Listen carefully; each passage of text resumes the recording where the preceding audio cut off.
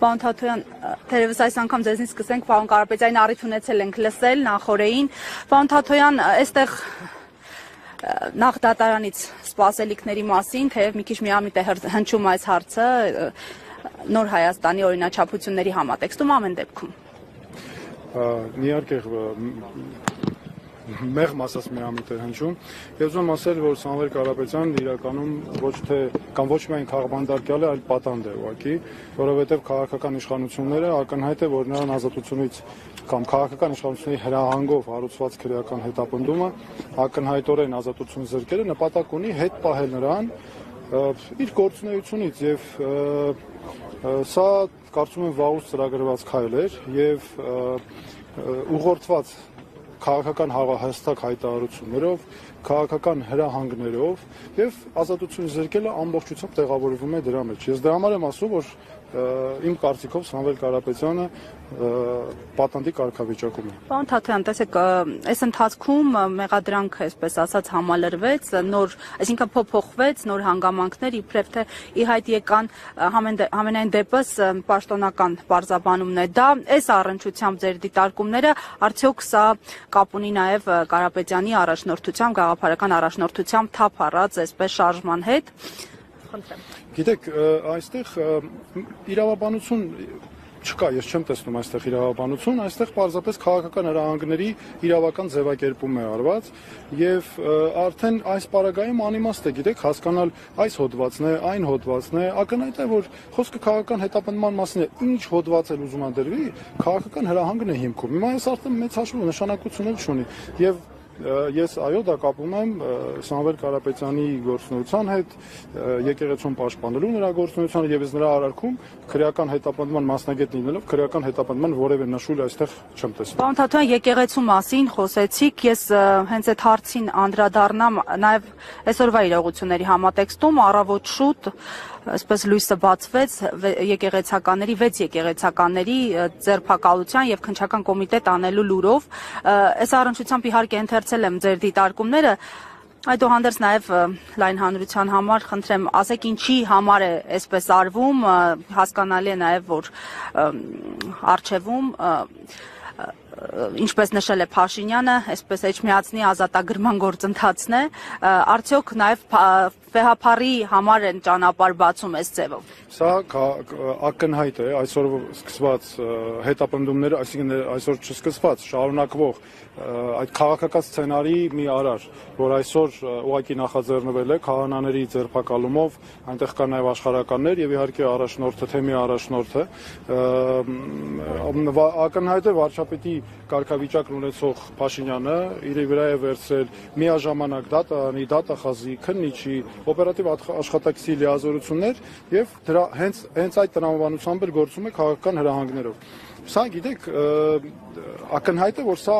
ես մի քանի անգամ շեշտել եմ, որ եկեղեցու նկատմամբ նրա գործունեությունը այլևս քրիստոնեության պաշտպանության հարց է եւ ինքը անընդհատ իրեն դիրքավորում է որպես հայոց եկեղեցու հետևորդ, չի կարող մի մարդ հայոց եկեղեցու հետևորդ քրիստոնյա լինել, եկեղեցու հետևորդ քրիստոնյա կոչվել, որ անընդհատ ատելություն է սերմանում, անընդհատ մարդկանց թշնամացնում է իրար, նրա քաղաքական թիմը նույն այդ կերպ է վարվում եւ տեսեք այսօր ինչ է կատարվում, ինչ է նշանակում այս հոդվածի նշանախ այդ հոդվածը ամբողջությամբ քաղաքական իշխանական քարոզչության արդյունք է, որ հստակ ծրագրված քայլերով եկան հասան ստեղ եւ արդյունքում էլ ինչ ենք տեսնում այդ քրեական օրենսգրքի հոդվածները, որոնք օգտագործվում են ռեպրեսիաների համար Հələ դուք տեսեք ինչ քայլերով են անում, եկեղեցիները փակել են, խուզարկում են, այնտեղ մեր սրբավայրերն են, մենք ստի գնում ենք եկեղեցի, ձեռք չենք ուզում տան խորանին, որովհետև դրանք սրբավայրեր են մեզ համար։ Կամ մարդկանց տները ինչպես է, ինչ այդ հոդվածի նշանակությունը որտեղ է, որ պետքա մարդկանց տներ գնան խուզարկեն, այսքան մարդ ձերբակալել, կանոնավորել, քրեական դատավարության մեջ սրանք չլսված բաներ են, հասկանում եք, եւ նա սրանով, ես ուզում եմ նաեւ ասել հատուկ իրավապահ մարմիններին, նա սրանով հեղինակազրկում է հանրության աչքի առաջ իրավապահ մարմիններին, հեղինակազրկում է եւ ամբողջությամբ ավերում է մեր արժեքները։ Սա միայն պետք է այս տեսանկյունից դիտել, սրան ուրիշ հիմքեր, ուրիշ անուն պետք չէ տալ։ Պարոն Թաթոյան, մարդու իրավունքների խախտում է արդյոք այն, որ ձերբակալել են չնայած նրան, որ քննչական կոմիտեն հայտնում է, որ ոչ թե ձերբակալվել են, այլ հրավիրվել են հարցաքննության, մասնավորապես այս պարագայում, երբ որ մարդը հրավիրվում է հարցաքննության եւ նրա վայրը հայտնի չէ, սա արդյոք խախտում չէ ինքնին։ Նախ գիտեք, շատ կարևոր մի բան, մինչև անցնելը նորից էլի հիմնական թեմային, այստեղ մի կարևոր հարց կա։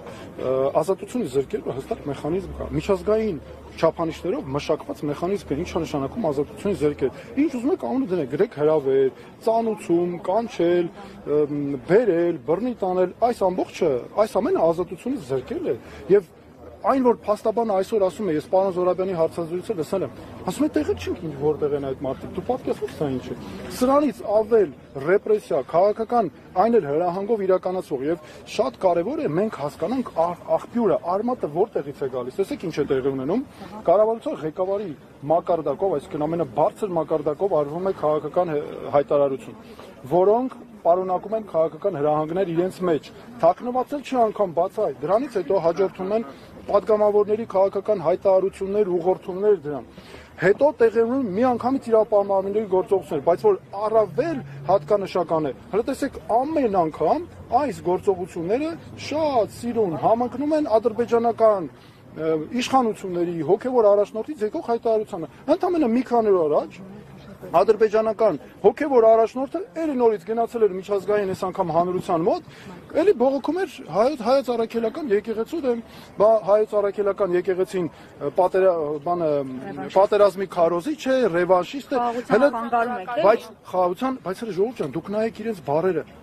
մեկին մեկ համընկնում են, հələ մի հատ վերցեք տեսեք, ինչքան էլ ուզում է հերք են ասեն, չէ, փաստերը խոսում են բոլորովին այլ բանի մասին եւ այստեղ շատ կարեւոր է մտադրությունների բացահայտումները, դրա համար եմ ասում, որ սա ծրագրված, հստակ, միասնական քաղաքականություն է, ցավոք սրտի դրան մաս են դարձնում իրավապահ համակարգը, ես դրա համար ու դատական համակարգը նրանց բոլորին ասում եմ, որ սա նաև քայլ է հեղինակազրկելու իրավապահ մարմիններին ու դատարանին եւ այո սրանք հենց այդ հետապնդումներն են։ Պարոն Թաթոյան, նոր Մարինե Ֆարմանյանը փաստաբան ասաց, որ երկու հոգեվորականի եւս ձերբակալել են, տնից վերման են ենթարկել, սակայն տեղ չեն հասվել, իսկ թեմի առաջնորդ ուղղակի անհետացել է այս մոտ։ Ժորժ ջան, այստեղ ընդհանրապես խոսք չկա ասելու, իրավական գնահատականներ չկա ասելու, ախր սա այնքան ակնհայտ է, այս հոդվածը ծիծաղելի քրեական դատավարության գիտության մեջ իրավական չափանիշներով միջազգային որ մեկը ուզում եք ձեռքները դրեք որ վրան ոչ մի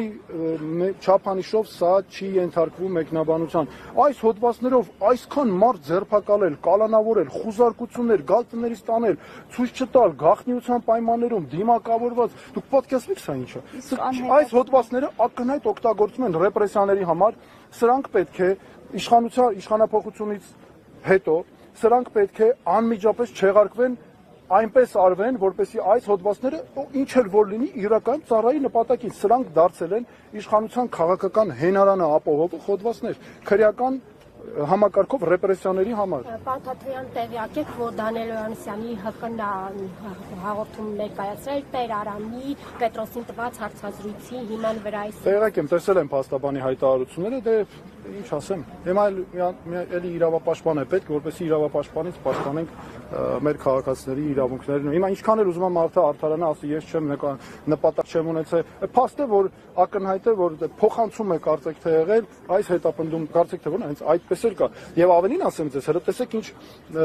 այսպես խելացի ճակերտներում ասած քայլ է իրենց տեսանկյունից, ոչ թե իրենք են անձամբ նախաձեռնել պետությունը, այլ քաղաքացիական հասարակության այսպես անկախ այո ՀԿ է դիմել ինչ ա եղել բա ՀԿ-ն էլ դիմել է բա ոնց չանենք բա պետքա քրեական հետապնդում բա անօրինականությունը ոնց թողենք մնա հələ դու տեսեք ինչ հստակ կապվում է սա այս շղթան շատ պետք է հստակ հասկանալ եւ ես կարծում եմ առաջնահերթ նշանակությունն այստեղ ինքնուրույն քաղաքացիական հասարակության ձևավորումը որ թույլ չտանք նման բաներ Եվ մեկ հարցադրում ես ունեմ Հայաստանի վարկանիշի տեսանկյունից, որպես նաև իրավապաշտպան, մարդու իրավունքների նախկին պաշտպան, ինչպես է գնահատում իրողությունները։ Սա այս ամենը Հայաստանի միջազգային վարկանիշին, սա ասում եմ որպես Հայաստանի քաղաքացի, որպես ցանկացած դերակատարումով որ վերցնեք, սա պարզ մարդկային հստակ բնորոշում է։ Սա Հայաստանի կամ իրավիճակ է, Հայաստանի միջազգային իմիջը լրջորեն վնասող հարց է սա։ Հələ դուք տեսեք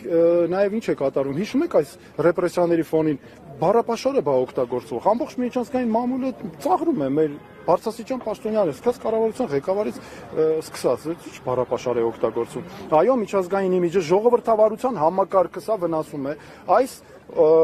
ռեպրեսիաները օրինակ են, թե ինչի է բերում անձնիշխանությունն ու կուսակցապետությունը, եւ սա ժողովրդավարական Հայաստանի իմիջին ուղիղ հարված է, շատ ուժեղ հարված է, դրա համար պետք է վերացնել այս անձնիշխանությունը, որ մեր մոտ լինեն ինստիտուտներ, որ ով էլ ինչ ուզում անի, չլինեն sense ռեպրեսիաներ, կախված է մարդու կամքից։ Այսօր արթնանում է քրիստոնյա, այսօր արթնանում է քրիստոնյա է, վաղը արթնանում է ուրիշ տրամադրությունով, որ դրանով չի կարող երկրի ղեկավարի գործողությունները պայմանավորված լինեն։ Դուք քաղաքական հայտ եք ներկայացրել, չեք վախենում ռեպրեսիաներից։ Այստեղ քաղաքական հայտի հարցեր ես չեմ, ես եկել եմ աջակցելու Սամվել Կարապետյանին։ Ես չէ, դուք ռեպրեսիաները գիտեք ինչ կա, եթե մենք չհելնենք, չպայքարենք այս ամեն ինչի դեմ բոլորով միասին, որպեսզի ձերբազատվենք այս ապօրինություններից,